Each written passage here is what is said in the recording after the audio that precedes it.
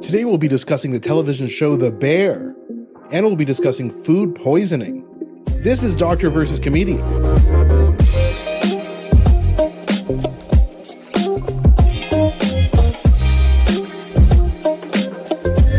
I'm Dr. Asif and this is the Doctor of Laughs. Not a real doctor. Ali Hassan. Every episode I pick a topic for Ali from comedy and entertainment, and I question him about it. Then Ali picks a topic from medicine and health and grills me on that topic. Today we'll be discussing the hit TV show The Bear, which recently returned for its second season. Then, since The Bear takes place in a restaurant, in our second half we'll be discussing food poisoning.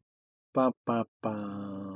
And they didn't actually have any food poisoning shenanigans on The Bear so far, but we'll see what season 2. Oh, is that a spoiler, Asif? Were you in the writing room? Yep. No, I wasn't. But the second season just premiered the other day, so we haven't seen any episodes. We didn't get any of the advanced copies, advanced screeners, but who knows, one day. So we'll get to that in a second. Ali, I did want to talk to you about one thing. A listener wrote in to surprisingly correct me on mispronouncing something. Can you believe it?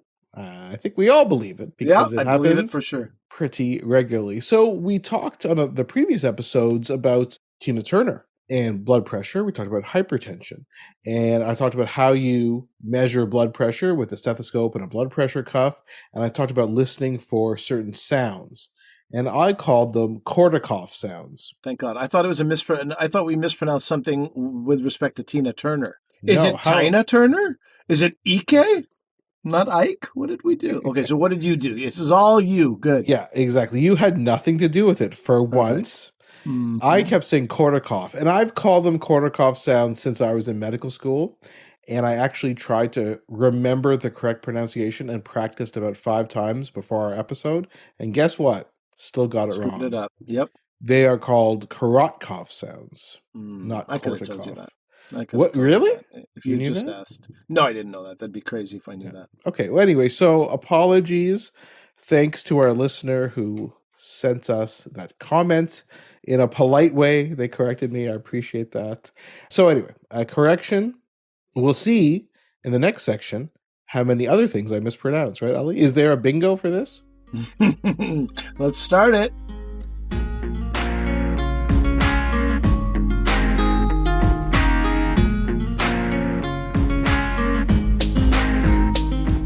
Okay, Ali, we wanted to talk about The Bear. You and I, that is, wanted to talk about The Bear because it was a huge hit last year. It was one of the most streamed shows on television last summer. And you told me about it, and you're like, you've watched The Bear, right? This was about a month ago. You said that. I'm like, I never got around to it. And you had like a real myocardial infarction, as we say. I had a reaction. Yeah. A very negative reaction. Of all the crapola you put into your eyeballs, this should be top of list, man. Yeah. And it's not crapola. So, it's a great show, and I came around. I just finished it the past couple of weeks. So I have this stress. I have such a stress about catching up on streaming shows. I'm like, okay, I'll finish it before the next season starts. And so I had to finish it. I finished it a couple of weeks ago. Anyway, I'll tell you what I thought about it at the end, but maybe let's talk about a bit of background. So The Bear is a comedy drama. Do you think it's more comedy or drama, or a bit just... Oh, I think it's way more drama. I think the comedy is like obscured by the drama in such a huge way. I mean, it has lighthearted moments as you would expect, but it's very, very dramatic for sure. I don't understand how networks work in the US. It's an FX show. So the network FX, except it streams on Hulu. So I don't really understand, because if you look at FX, is like, it's the most watched and streamed comedy that FX has ever made. FX also makes Atlanta and a bunch of other big shows. Yeah. So, but it's actually on Hulu. I thank God that it's not only on Hulu. Otherwise, I wouldn't have been able to watch it. So thank you, FX, Hulu. It's on Disney Plus outside of America. So that's good. Created by this guy, Christopher Storer. Were you familiar with Christopher Storer? I was. I actually saw the name when I was watching the show, and I was like, that's this guy's name. Name looks familiar. The reason his name looks familiar is because I have watched the movie 8th Grade. which he Hmm. produced. And then I have watched Rami. He directed a few episodes. There's a couple other things. Just his name has been around. So then I Hmm. messaged our friend Dave Merhej. Been on the show before, former He's guest been on the on this show. show, yeah, talking about his role on Rami. So I was like, hey, do you know Christopher Storer? And he was just like, yeah, of course, man. I was like, all right, take it easy. You don't have to be like that. But of course he would, because he directed a few episodes, and I think Dave is in the bulk of the episodes on this show. He's in most, if not all, Rami episodes, especially Hmm. more recently. Yeah, so interesting guy. He also directed Hassan Minaj's Homecoming King, which Right. I don't know if we talked about this on this, but I love that one. I think Ali and I have talked about it. It's the perfect like kind of one man show comedy special that I've seen. It's really well done. Yeah, it's not quite as good as Mike Birbiglia's My Girlfriend's Boyfriend, but it is up there, top three. Homecoming King is fantastic. Yeah, though that's on my list, by the way. Mike Unbelievable. Birbiglia. Did I pronounce that correctly? Probably His not. joke is that he always would meet Italian people who would go, in Italy, it's pronounced Barbilia. And he'd be like, well, in America, you're annoying. So that's his response to that. So you nailed it with Berbiglia. Perfect. So the bear, it takes place at a sandwich shop that's copied on a real life sandwich shop in Chicago called Mr. Beef in the River North area. And I guess we'll talk a bit about Mr. Beef in a second. So the concept of the show is a guy returns. He is a chef. He's worked his way up in the top restaurants in the world. Specifically, they name check Noma, and I believe they name check French Laundry as well. I'm pretty sure those are the two main ones they talk about. Noma, of course, in Copenhagen, French Laundry in the San Francisco Napa Valley area, I should say.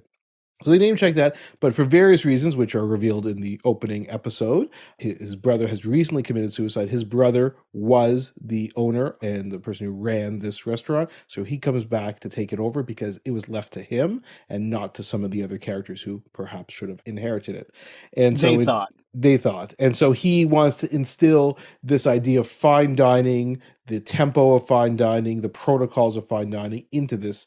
But none of the eating of fine dining. Exactly. Just At least at the beginning. Yeah. At least at the beginning. So that's basically the premise, right, of the show. And cast is amazing. Jeremy Allen White, who was in Shameless. I never watched Shameless, but I believe I didn't either. He did 11 seasons on Shameless, and I never saw or heard of this guy. Yeah, and so he's in it. Ebon Moss Backrack's in it. He plays Richie. We'll talk about Richie in a second. He's the best friend of the brother who died and kind of manages the restaurant.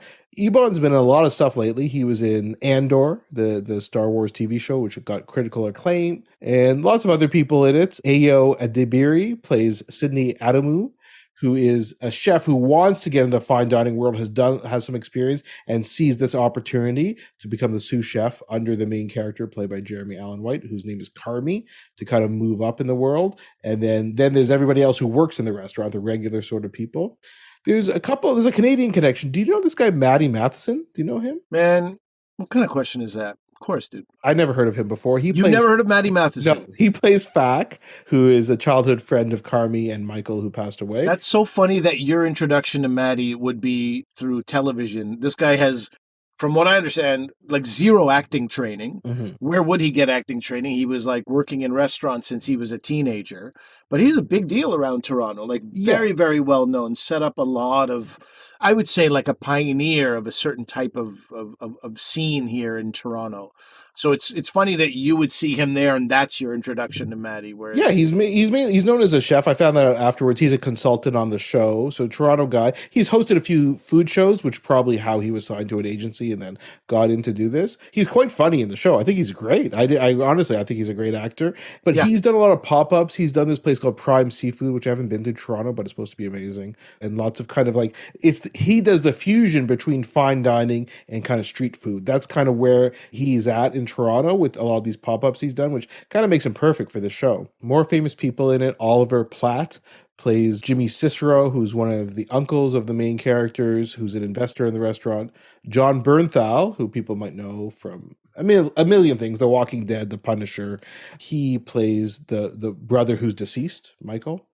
And we got Joe McHale, who is, I think he's like a hidden kind of cameo in it. He plays an old executive chef in New York City who is the typical kind of prototype of the chef in these fine dining places.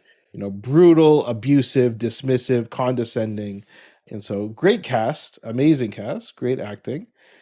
I don't know. There's some interesting things about the show. So I guess overall, what did you think about the show? And specifically, I want to know, Ali, this is a very fast-paced show. There's some interviews which we'll link to with some of the writers and creators of the show and talk about anxiety. And this show is all about just it embodies anxiety. Because to me, as an outsider, working in a restaurant like this, the pressure, you gotta get the orders out, you gotta keep moving. The hours they start at, like they start early in the morning to get ready for the lunch rush. Then is this how it works? Because I've never worked in a restaurant, eaten in many restaurants. So I want to ask Ali, what did you think about this? Was it true to life? You've worked in several restaurants in the past. Well, yeah, I was surprised that other people liked it. I really, really enjoyed it. I enjoyed the depiction of that cramped kitchen space and everybody very protective, hyper possessive of their space and all that kind of stuff. I loved it.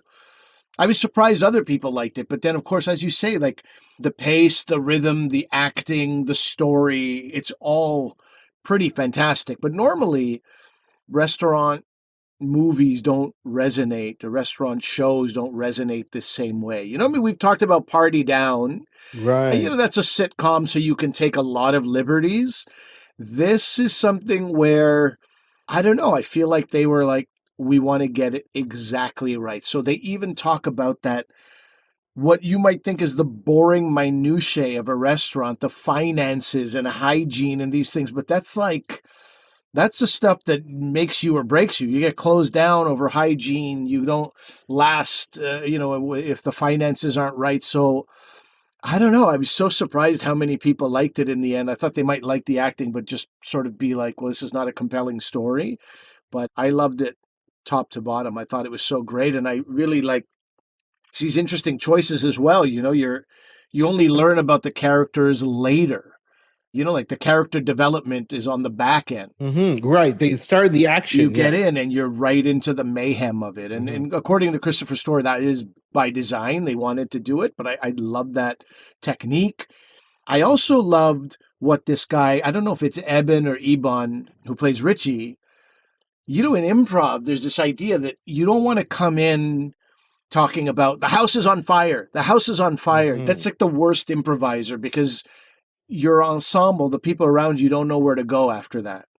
You end with the house on fire, right? You start with, do you smell something? And then it builds to the house. But Ebon comes in like the house is on fire. He comes in guns a-blazing immediately. And it's like, how are you going to maintain this? And in a way, he doesn't because he's despicable and you start to not like him as well. But he's still such a compelling character. And Sydney as well, he's really surrounded by Carmi. The character Carmi is really surrounded by an amazing cast. Like you want to say all-star, but they're not really well known. So, but it's all-star as far as the caliber of their acting is so great. It's crazy. Yeah, and Richie is a dislikable character to me. And I mean, you do kind of realize that the reasons for this at the end. Not as much as, now he's well-rounded by the end, but you kind of just realize his reasons. And as you said, Sydney, also a very interesting character of this type A personality. Sydney's character may be based a bit on Christopher Story's sister, who's Courtney Storer, who is a chef, mainly in LA. Currently, she runs a place called John and Vinny. She's the head chef there. And so she was a very clipboard-heavy, protocol-driven person, which sounds like she got lots of eye rolls. There's an interesting interview with her in People magazine, which we'll link to. She says she talks about this yes chef, because they always say this in the show when someone's talking to another chef, even if it's not the head chef. They'll be like, can you do this? Yes, chef. That's the response. And she's saying it's because it's gender neutral, it's non-binary. That's why we would use it. But do people say that a lot in real restaurants? Yeah, they do. I didn't ever make the connection with the gender neutral part of it. I assumed that it had come from the French system of giving respect to the chef. I'm not familiar with this idea of saying yes, chef to everyone because the French system is very much meritocracy, hierarchical, not meritocracy. And so, yeah, the line chef and the sous chef and the executive chef are treated differently because of hierarchy. So I don't know. I think that my thought was that was reserved for higher up, but I think as I've been out of the restaurant industry for long enough that these type of things have become more important in my absence. Unrelated. What about yeah, unrelated to you leaving the restaurant industry, but what about this idea everybody has their stations, and then there's this, I know in a super fancy restaurants, right? Like the Michelin star place. I know there's a saucier, and then there's the pastry chef, and then I understand that, but this is a, like a Italian beef sandwich joint. Is there still these stations and these roles as a smaller place like you've worked at? Yeah, I think it's critical that everybody has roles and they do what's asked of them. Like the saucier, for example, in a slightly bigger restaurant, there's maybe one person who comes in the morning and they just chop carrots, celery, onions, and they Wow. make stock. Or they just do some kind of peeling of potatoes and put those in a pot to boil, this kind of stuff. But if that person does not come in and do what looks like pretty banal activity, you screw everybody over really badly. It is hard to make up for the time that that person has to put in. And sometimes those people leave by 11 a.m. They're already on Oh, their way really? out to a different job. Yeah, that is their job. They're doing prep.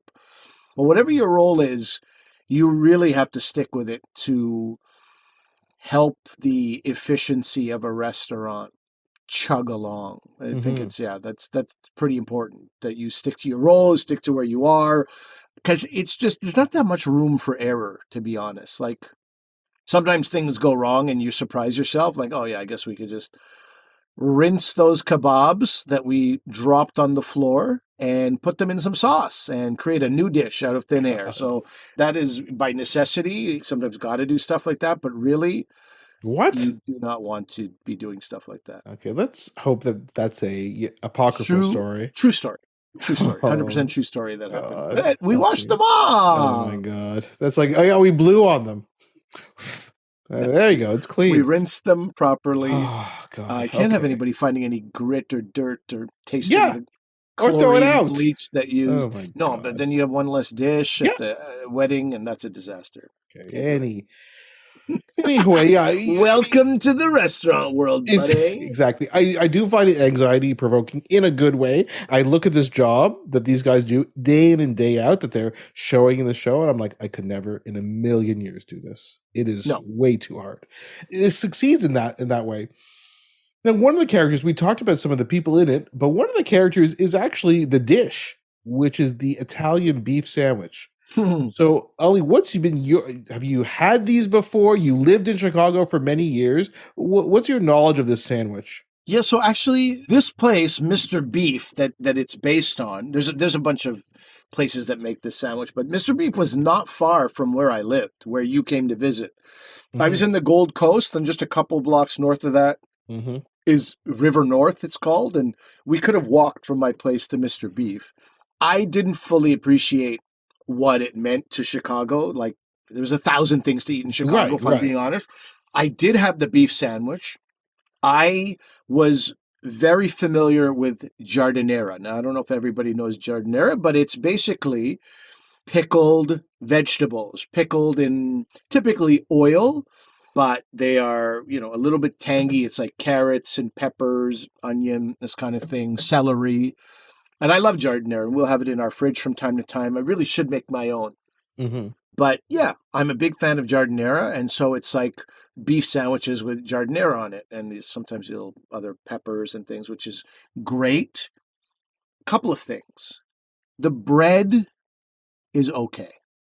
Problem is, in Quebec, where I grew up, is French bread, and then something that's even better than French bread to me is the baguette that the Vietnamese use for Oh, banh yeah. mi. Yeah. And so the Vietnamese, there's a big Vietnamese population in Quebec, a lot of French speaking Vietnamese. And of course, there's the French influence. So I grew up eating like good quality bread, taking it for granted, obviously. No idea what else was out there. When I eat this beef sandwich, two things. Number one is I yearn for a slightly different type of bread, what I would call a better quality bread. And I also don't like when they dip it. They dip it in the jus. Oh, no? So it's like half crispy, half soggy. So yeah, look, it's still a good sandwich, but I know exactly why it's not something I'm raving about today and talking about all the places that I ate a Chicago beef sandwich. Because it was like, it was okay. But it's like beef and jardinera. Of course, that's going to be a good sandwich. But the history of it is very interesting because it is really born out of discrimination and communities that were not able to buy or afford good quality cuts of meat, and they got like the butt ends of Right. meat. They would cook it for an extra long period of time to really break it down. That's what they needed to do, and then it would sort of fall apart. This braised meat, and then that meat was shoved into sandwiches, and done so also because you needed to stretch. You need to stretch. People are coming over. You want to entertain them, but if you serve them just meat, you'll run Right, out of food right, very soon. But if you put it less portion, but in a bun, you get so right. Slice it it was thin. yeah, slice it thin exactly. So it's born out of this like necessity and low income conditions and discrimination, and now it's like as so many of these things go on to be like these heralded, right? Like the way the chicken wing was like the most discarded, Right, and then it becomes, disregarded yeah. part of the chicken. Now we're paying $20 for a pound of chicken wings somehow. Well, it's interesting because I guess as you're saying, this original Mr. Beef, close to where he used to live, is owned by someone named Joseph Zucchero, and Zucchero's son was friends with Chris Storer. So Chris Storer grew up going to this place, seeing how it worked, and then obviously was so intrigued by it, and of course his family, his sister becoming a chef, and it sounds like cooking is very big in Chris Storer's household. They talk about Sunday dinners and what they'd make, like a veal piccata, chicken piccata type thing. Yeah. Brajol, yeah. So anyway, yeah, this is very interesting in terms of this beef sandwich history. It feels like it was only a matter of time that Christopher Storer would make a show like Yeah. this, right? It feels like it was maybe delayed because he wanted to get it perfect. Did you know? Actually, that's true. He wanted to make this a movie, and he had a movie script, and he would show it to chefs. They're like, "No, you're not doing it. It doesn't work. You cannot make a good movie based on the restaurant industry." And so I was going to ask you, is this the best representation of the restaurant I industry? mean, of the restaurant industry, yes. Look, Big Night is still one of the greatest movies. I mean, that's something else. That's a representation of the insanity of two Italian brothers. You know what I mean? And it's more of a celebration of food as opposed to the prep of the food, I find. Yeah, there are some, little insights, but you would get no idea of what it's like to work in a restaurant watching Big Night. But it's pretty fantastic.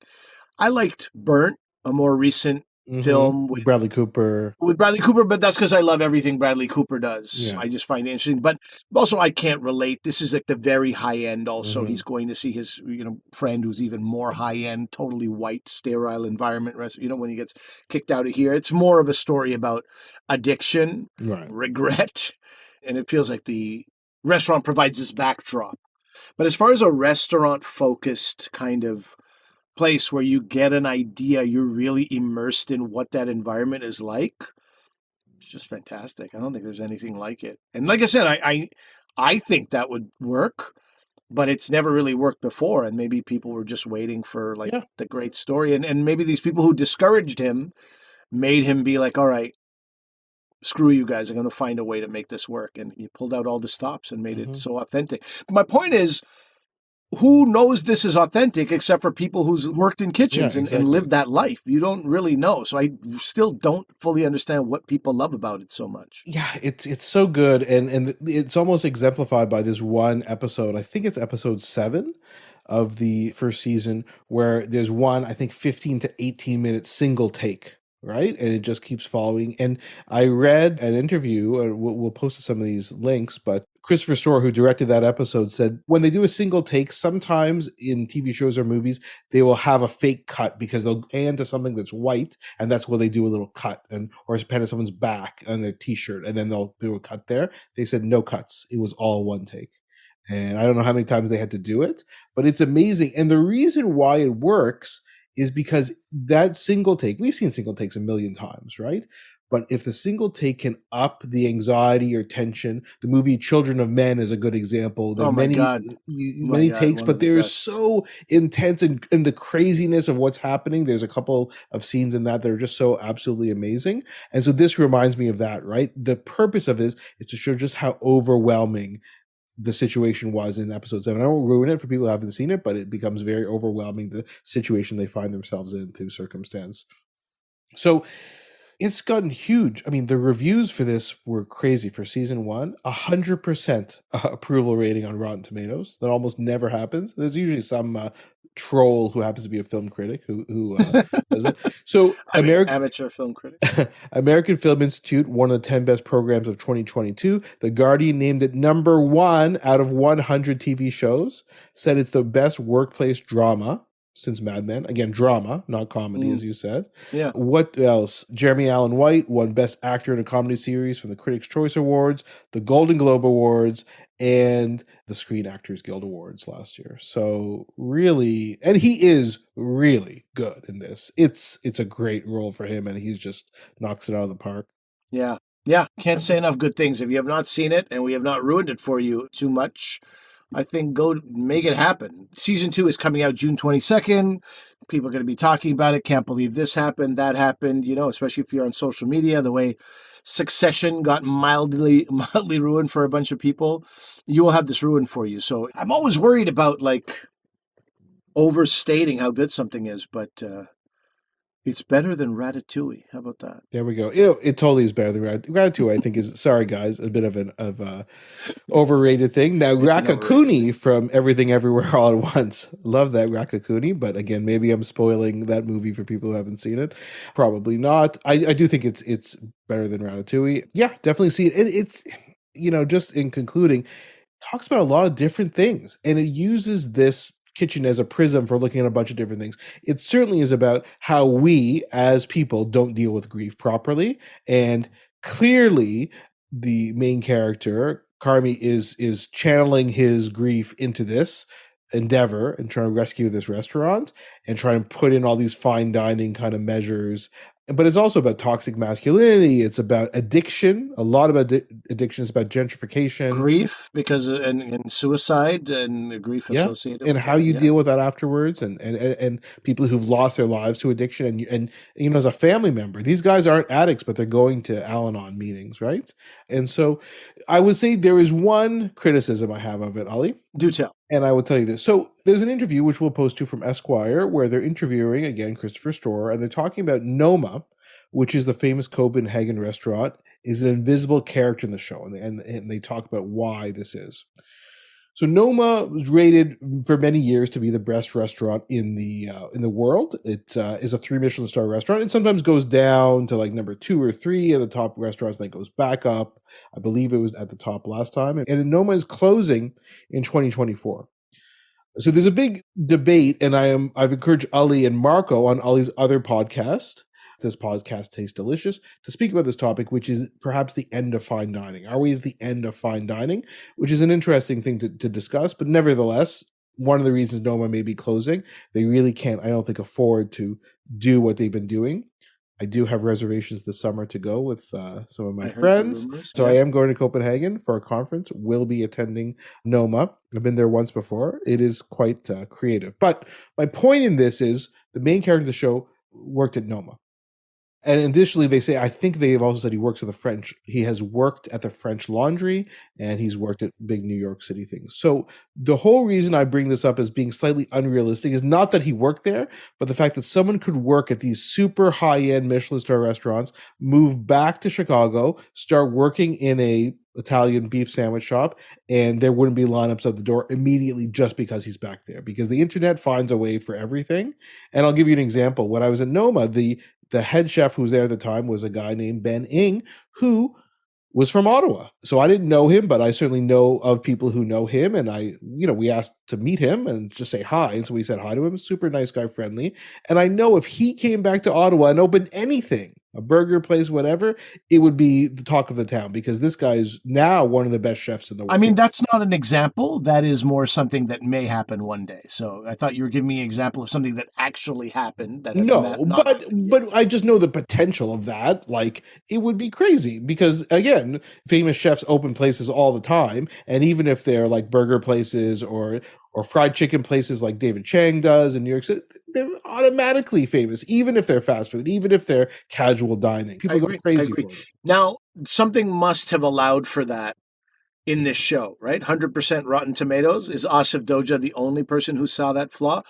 Possibly, is that Chicago culture where they're like, oh, you think you're Maybe. so great, you think you're better than us, maybe there's a bit of that. But yeah, like food nerds like you would have sought him out for sure. But he did also have crazy lineups. He did also have, when they got the ordering to go machine, it was like Yeah, going things were bananas. busy. Yeah, so I would have preferred if they addressed it directly. I don't know if it would work because then suddenly the struggles of a business are done because now you're super busy or whatever. But I don't think they explain No, it well but enough. super busy can also tank your business, as we see in this Yeah, show, that's right? right. That's right. So sometimes you cannot meet the demands, right? And that's a big problem for successful businesses. So anyway, yeah, maybe you're right. I don't know. We'll see. It's a minor gripe of mine. Really the only one I have.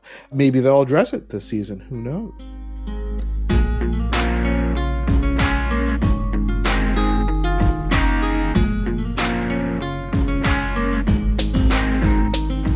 All right, Elsa. So we are jumping from the restaurant to a related subject, which is, how do you spell diarrhea? How do you really spell it? Actually, No, it related. is very hard to spell diarrhea. I'll tell There's you like that. an O. Some people have an O in there. Yeah, It's that's like the insane. British spelling, which sometimes we take in Canada, sometimes we don't. Very confusing. Let us talk about. Let us Yeah, talk lettuce about can sometimes food. be a Lettuce cause of is food very poisoning. dangerous. I have friends who don't eat their greens because they're like, Yeah, no no, thanks, E. seriously. coli And and we know whatnot. that Yeah, especially totally. if you're traveling in any country, developing country, for example, resource poor country, you should be very careful if they have about eating leafy greens and fruit that does not have a peel on it. Sure. And mostly that is because of the water Right. used to Can it, wash it. exactly. And Exactly. yeah, Exactly. Yeah. foodborne illness. So Okay. maybe we'll stick to food poisoning in higher resource countries just to keep it straight, because obviously we know that around the world, food poisoning kills people all the time, right? This is Mm. dysentery. This is people falling ill. It happens all the time. So let's stick to it in high resource countries. Maybe is Can that do. okay? Yeah. Imagine I protest. How dare you? What about my people in Pakistan?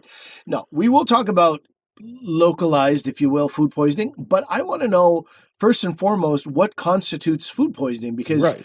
I would, on the one hand, say I haven't had food poisoning, but that's also because I consider that to be something quite serious. But Hmm. I have many times in my life had a case of the old runnaroos after Hmm. eating something. And, Right. also I've had an upset stomach. I've also thrown up. Usually that's connected to jumping up and down. No, drinking alcohol. So I've had these reactions that Yeah. people might say are food poisoning, but we're going back to the Jada Pinkett Smith thing now. Is alopecia a disease? Some people are like, of course it is, but I don't know. I have a very high bar for what I would call poisoning, because I know people who have also had their stomach pumped and they were on the verge of death, and like, Right. So it's variable. You're right. And so you raised so many good points.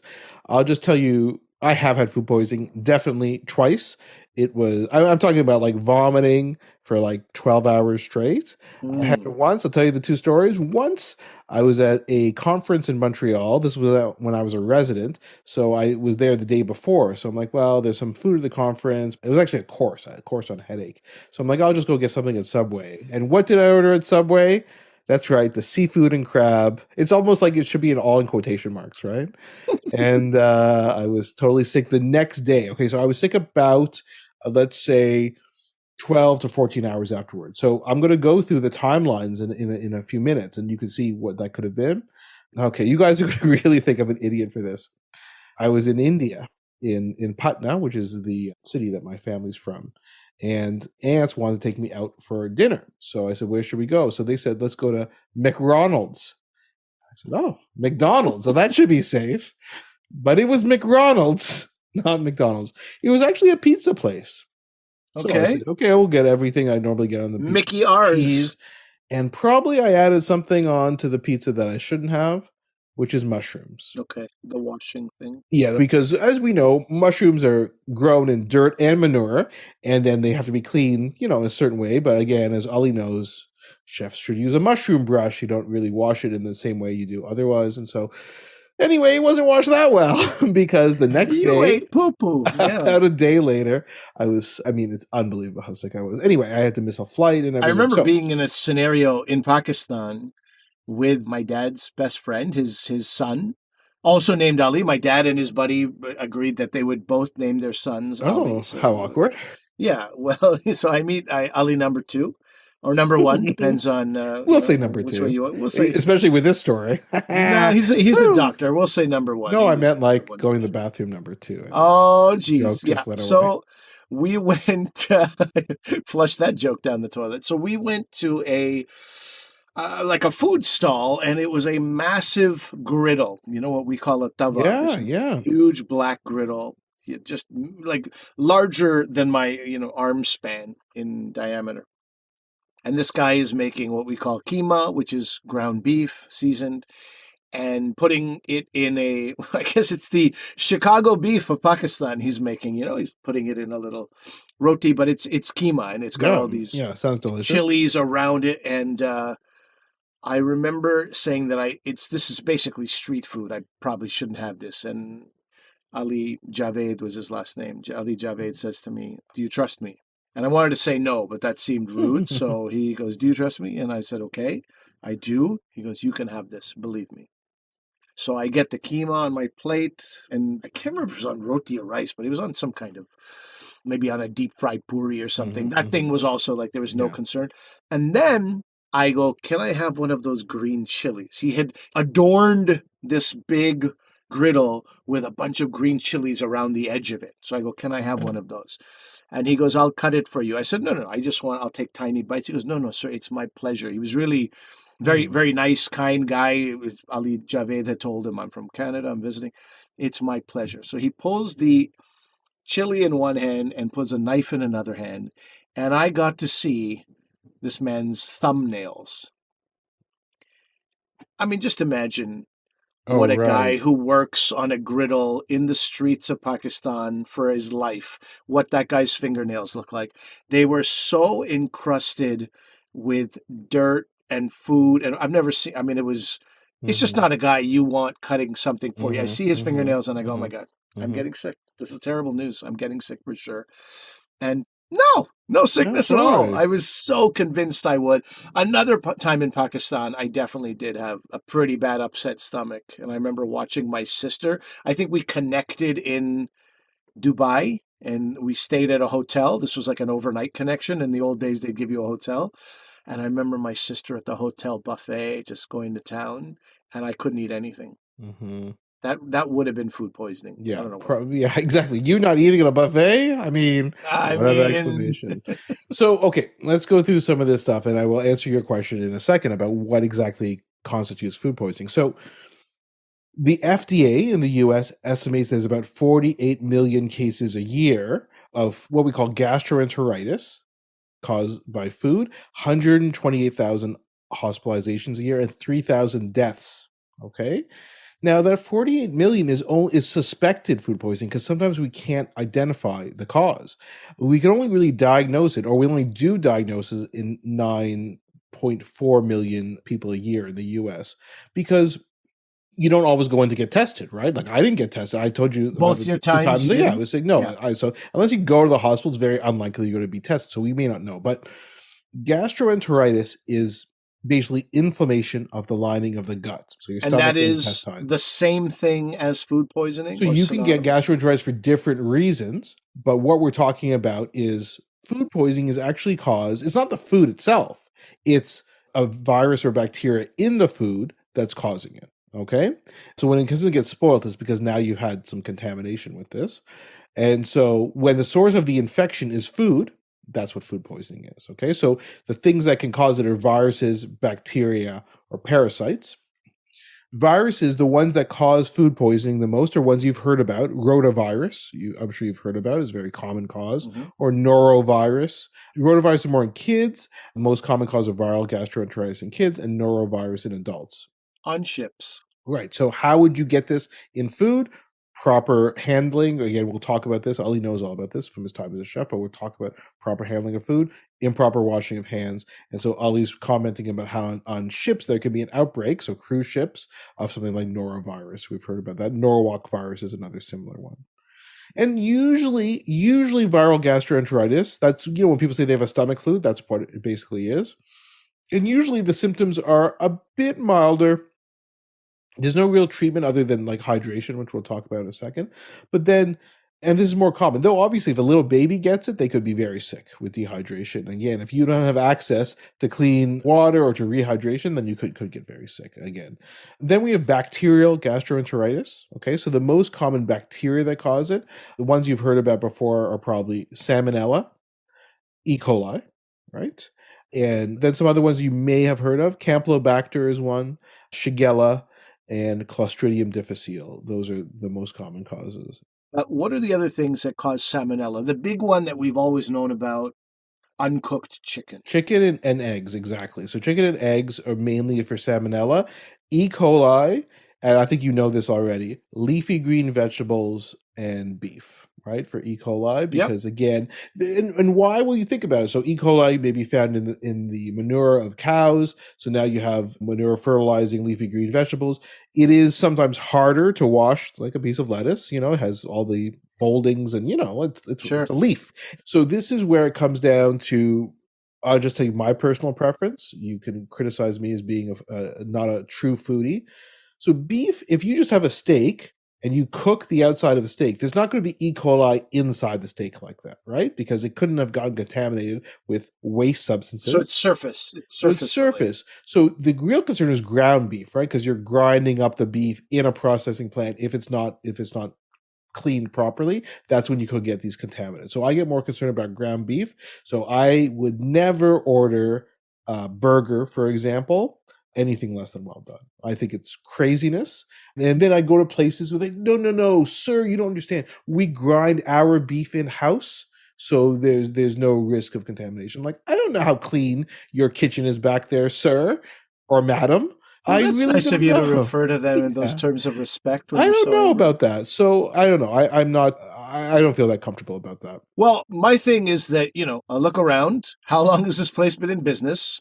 Is this what they always do? Does anybody look like they have diarrhea in their pants here in the restaurant?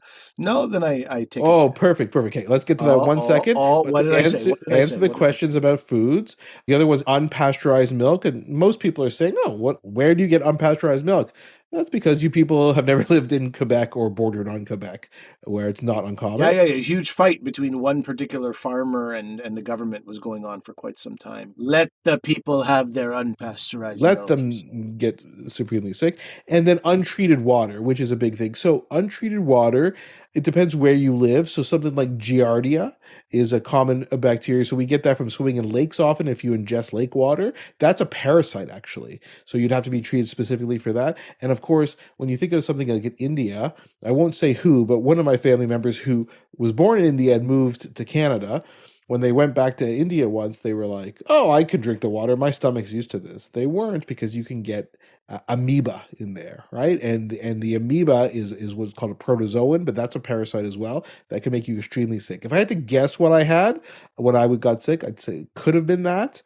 Maybe not, but it could have been a protozoan infection. Do you wait for that to pass, or no? You often need treatment, antibiotics. So I did, and so again, sometimes you don't know, so you just would start on antibiotics, especially if you suspect a bacteria or a parasite. Depends where you are in the world, what your symptoms are. But you were asking about the time course. You're like, well, if I don't see anybody getting sick, then I might be okay. But let's talk about some of these different bacteria I talked about and when the time before symptoms start. So one of them, which I didn't mention on the list, is Bacillus cereus. Okay, so be serious.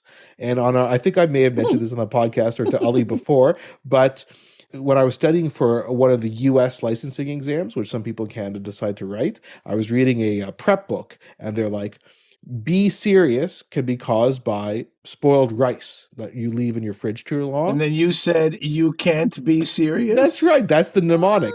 Food poisoning from rice, you can't be serious. That's how you remember it. So anyway, but that is 10 to 16 hours after ingestion. Okay, so that's going to happen relatively quickly when you get B series. You can get it from other things as well, but rice is the one we think about the most. Then there's Campylobacter.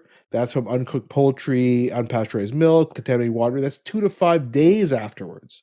Okay, so you I probably have mean, look, I'm forgotten being about that facetious meal. that I'm saying that, they're not there. Oh, forgotten is an interesting thing. My whole thing would be they would come back and say, like, by the way, not come back, but call the restaurant and be like, by the way, I got sick from your food, that kind of thing. Right. And then this restaurant would make some adjustments. But 24 hours If it's, later is. yeah, E. coli is 1 to 3 days. Again, you're going to start to forget it. Rotavirus is 2 days. Norovirus is a bit quicker, 12 to 48 hours. So that one you could probably make a pretty good correlation. And Giardia, that's the parasite I said that you can get in swimming in lakes, is often where you get it, 1 to 2 weeks afterwards. So you're probably not considering it's related to you swimming in that lake at No. someone's cottage. And how do you determine if a lake could do that to you? There's no way. Yeah, you just have to, your doctor, when you see them, if you have it, because Giardia, some of these things can last weeks. So Giardia, especially, you can have symptoms for 1 to 3 weeks. So you don't even think it's food poisoning, right? Like you wouldn't say it's water poisoning essentially, but you wouldn't think that, oh, that this is from What that. do you, like I was asking you if you can wait it out sometimes. Hmm. I guess for some milder cases you can, but otherwise, what is the treatment generally when it's Yeah. particularly aggressive? Yeah, I think sometimes you could just wait it out. You want to make sure you're drinking plenty of liquids. It's good to have like an oral rehydration solution. So now in a lot of places we use Gatorade, Powerade, whatever, right? But in a lot of countries, developing countries, you have to use these oral rehydration salts and you just dissolve those in clean water. Don't dissolve them in unclean water. I keep And getting I sick. tried that when I was in India when I got so sick, and because I think, oh, it just tastes like Gatorade, but there's no sugar in these. They're just the salts, right? So they're very salty. It's like drinking a huge glass of salt water, and then of course I promptly threw that up. A couple tricks though. So you have to drink liquids. You want to drink liquids slowly because you can induce vomiting. So, a few sips at a time, not like chugging down a big drink. And if you can't control yourself, then just chewing on ice. Little kids, we give them popsicles. And sometimes they even have what we call Pedialyte popsicles, which is an oral rehydration solution in a popsicle. So the popsicle makes it, you slow down your drinking and then you can slowly get it, because you don't want to start a vicious cycle. And then you can just take it easy, try and keep up your hydration, stay close to a bathroom. And then in terms of what they should eat, you want to avoid fatty foods, dairy products, caffeine, alcohol, spicy foods, and you want to keep a bland diet for a couple of days. But everybody talks about the brat diet. We do that with our kids. You know what I'm talking about? I do Bananas, know rice, it. Tell me, remind applesauce, me of bananas, rice, bananas, rice. applesauce, toast. Oh yeah, oh yeah. You mean my younger daughter's dream diet all the Yes, time? exactly. Yep. By the way, speaking of those oral rehydration solutions, since 2007, those solutions in developing countries have prevented more than 50 million deaths. And Oh it's wow. reduced actually the mortality from diarrhea in children under age 5 by about 2/3. So it's something we don't even think about. Like I said, we just use, drink Gatorade after you've been exercising, but it really is an important life-saving measure around the world where this type of gastroenteritis can be much more Can kill serious. you. That's Yeah. So interesting. Well, you can't, it depends on the situation. Sometimes you can use like Imodium, which is loperamide. You can use things to prevent vomiting. So Gravol, you can get prescriptions for something like ondansetron. There's other ones that you can get. So if you're having uncontrolled vomiting or diarrhea, you may have to go see your doctor to get a prescription for these. In general, you want to get everything out in general, right? So you actually want to be vomiting and you want to have diarrhea to get all the pathogen out of your system. There are some times where you may need to take medication, again, just to help with your hydration because you can't keep anything down. And then sometimes you need antibiotics, but that's really if you have severe symptoms. So basically, you should see your doctor if you have severe diarrhea more than 3 days, frequent vomiting lasting more than 2 days, blood in your stool, fever over, let's say, 101 degrees Fahrenheit.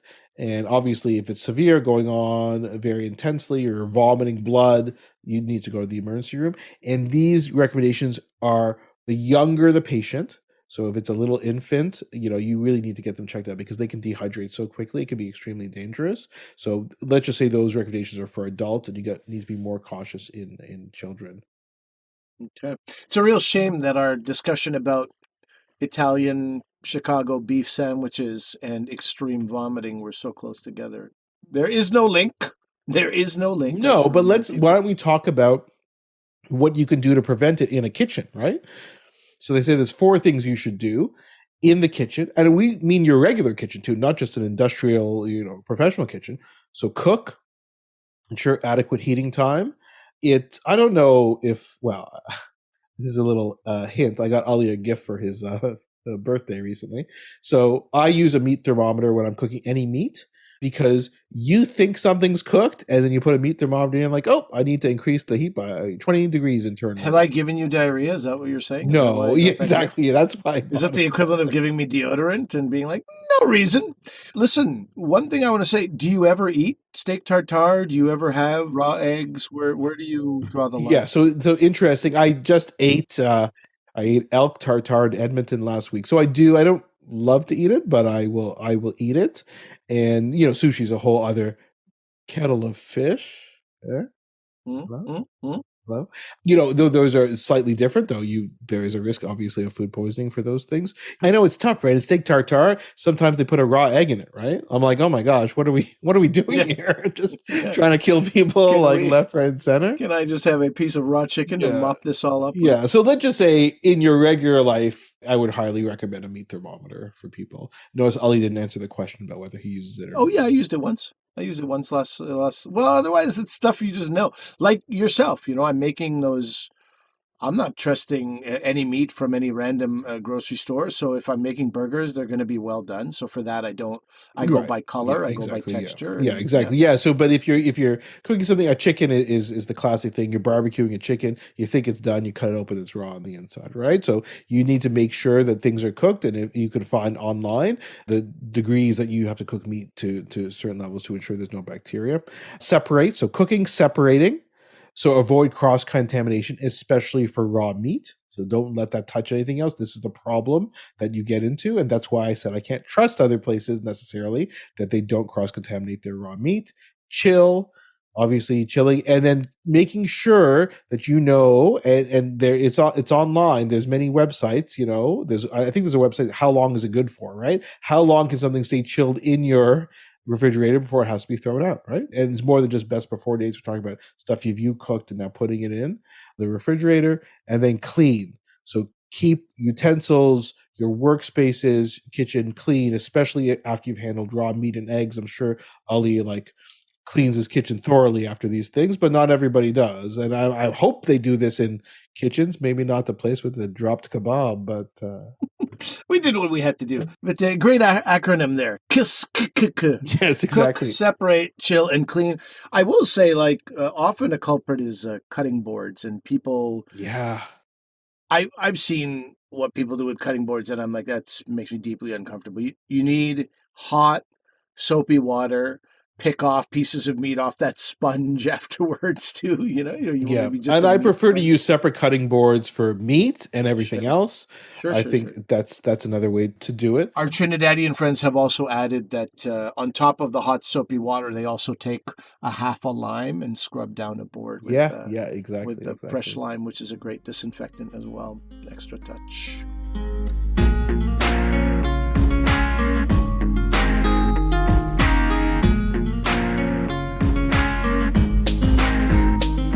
So that's our episode for today. Let us know what you guys thought about it. Very curious to get your thoughts on The Bear. Did you guys like it as much as Ali and I did? Are you guys big foodies? Are you interested in me going to Copenhagen? Can I bring you? I cannot. We are also interested in your stories about excessive vomiting and other things.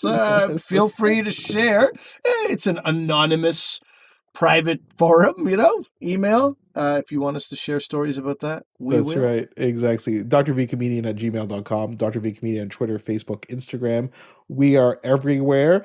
Definitely write into us. Let us know if you have a correction on something I've mispronounced, like our other listener did. Please let me know. I will get a running total of these, and I don't know, I'll publicly apologize at some point for doing this.